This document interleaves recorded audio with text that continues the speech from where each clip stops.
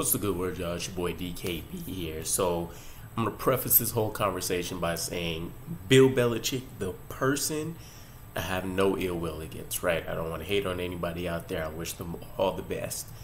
Bill Belichick, the coach, the professional in the NFL world, I wish some of the illest things possible on him from a professional standpoint, and our wish may finally be coming true.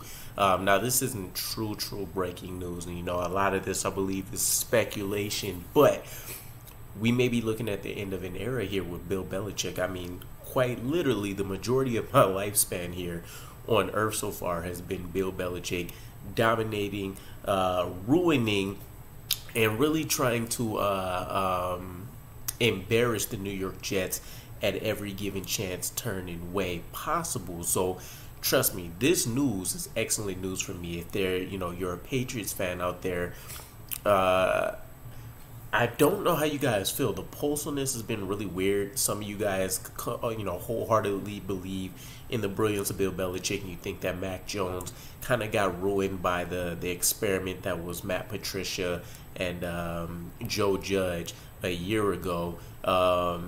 First year doesn't look great post that whole situation, but things have been basically on a downturn since Tom Brady left, since Mac Jones and his rookie season when he was able to take them to the playoffs. So you have to wonder where things went wrong. You take a look at that situation with Joe Judge, Matt Patricia, that looks like Exhibit A, B, and C, and he might not be able to recover from this. I mean, he's kind of had a run as a head coach there where he's really also playing the GM role, and he's kind of had the run of the franchise essentially since he's been a dominant winner, right? Leading the AFC East in division wins over the last 2 decades, obviously toppling many coaching records in terms of wins and playoff success and Super Bowls, and so it makes a ton of sense, right?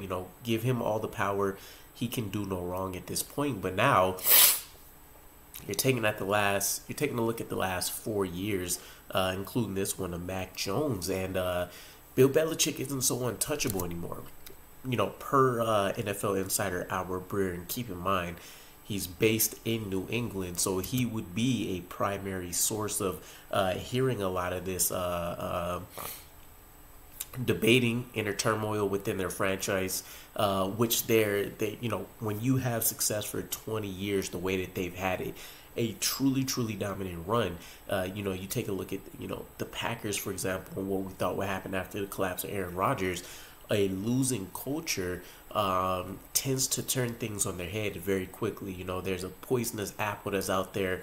Plenty of people are taking a bite, and you're seeing, things get ripped from the inside out within that franchise. So, according to Albert Breer, the Patriots have been having discussions about Bill Belichick being fired.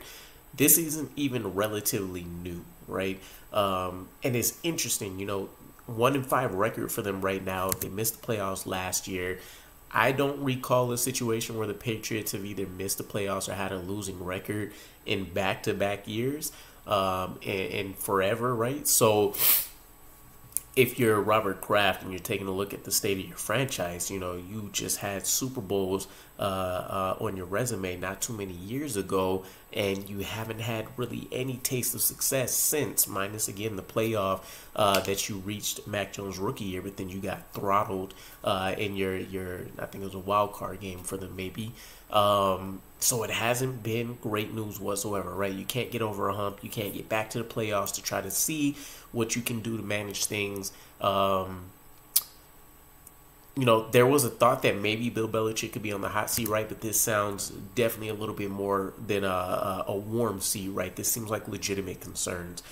There may be a reality where we don't see Bill Belichick make it to our final game of the season, January 7th, where we play the Patriots at home. We could be looking at an interim head coach, or, fingers crossed here, we could be the final nail in the coffin for Bill Belichick's tenure as a Patriots head coach, which it would be poetry to this whole relationship between Bill Belichick and this New York Jets franchise to see us kind of give him his own self-resignation out of his beloved Patriots franchise. So Albert Breer has had a couple of things to say, right? And we'll break down some of the quotes here, but he said these discussions have taken place, and I can tell you for sure, Robert hears the criticism, and he's talking about Robert Kraft, CEO of the franchise, the owner, I should say.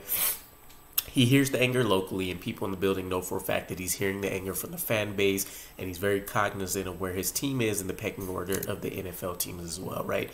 He's at the bottom tier. The New York Jets have been able to kind of pull themselves out of the well, piece by piece. The Patriots are still there at the bottom waiting for a rope.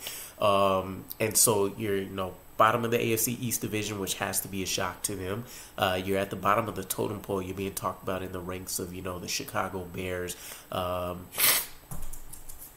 teams like that where just things are really going off the rails. So to continue anyways, they're not a marquee team anymore. He took a lot of pride in them being a marquee team for 2 decades, right up there with teams like the Cowboys, like the Eagles, like the Giants have been traditionally. So I think there's all of that sort of plays into this. And again, that does have a huge effect. You go from a long-standing winning culture to suddenly you're being looked at as one of the worst teams in the NFL, and it's for over a period of 2 to 3 years. It's not like just a one-off situation like you've seen once or twice during Tom Brady's tenure. This is directly, correlated to some, recent bad drafting for them, the inability to develop Mac Jones after having instant success with him, and then really just some head-scratching decisions. And again, I take a look at the coaching staff that he had pieced together at one point a year ago. The discussions about the future of the franchise actually do go back to January and February when they were sitting down with Gerard Mayo, their de facto defensive coordinator and linebackers coach, and they got him to turn down an interview with the Panthers. The best thing for his career probably was to take that interview, which is interesting. Gerard Mayo, long-standing Patriots, player. He's getting in there into the coaching ranks and all of that. And now you have an insider that, again, is based out of New England. And he's saying that he should have found a way to exit the franchise, right? Get out while you can. You still have, positive news and stuff circulating around you. But being stuck within this Patriots franchise now, who knows? Everything's up in the air. You don't know which way Robert Kraft will go because he's never been in this decision to decide on the career of Bill Belichick. It'll be particularly interesting again if they decide to fire him in season. Excuse me. I couldn't tell you. I'm not a Patriots savant or anything like that, right? Very limited knowledge of what they got going on over there, but I'm sure it's been some time since they fired a coach in season. I couldn't tell you who the guy before Bill Belichick was. But continuing on with some of this stuff, so the discussion of where this goes post Bill Belichick has been underway for a while, and I think regardless of how this year went, I think there was going to be a discussion about the structure of the franchise and potentially changing the personnel department. They had in quotes to asking the question, do we bring in a general manager or promote someone to general manager and see if Bill wants to work with him? So, again, Bill Belichick, he's kind of been the head honcho there, right? He's playing head coach, he's playing GM. He has his run-of-the-mill when it comes to draft choices, what he wants his coaching staff to look like, what he wants his player personnel to be. All of that could change, right? You could see him suddenly thrown into a structure where he's reporting to someone else, which I would imagine he wouldn't fancy the idea of that, right? Or, again, they outright may just decide it's best to go in a new direction with somebody who's been in the building. And I don't know all of the options, but I do remember the name, I want to say it was Nick Staley or something like that, their tight ends coach. We were taking a look at him during our head coach search originally, for our offensive coordinator position. And so maybe they want somebody that's, been invested in the culture of the Patriots, but somebody that's not, right under the thumb of Bill Belichick, I guess would be the best way to put it. They do have O'Brien there, previous head coach experience. So plenty of options that they could go with. I think now we're at the point where is this just going to be a flat-out firing, and do they want to go forward with the current program? What does that mean for Gerard Mayo? I think those bigger picture discussions are now part of it, but the discussion of where they are both post Belichick has been going on for a while. And again, back in January and February, it included Jerod Mayo. So you're talking over a year's period, right? Probably a year and a year and a half by the time everything's said and done. Of Robert Kraft seriously considering, what are we going to do here? And you have to imagine that if they can at least find a way to get a couple of wins during this season, and they just continue going a stretch and they finish as a 1-16 team, the writing has to be on the wall, right? Even with Bill Belichick's illustrious career, arguably one of the best coaches in history with all the accolades that he's earned, and well deserved, asterisk, all of the gate scandals that he's had over his career.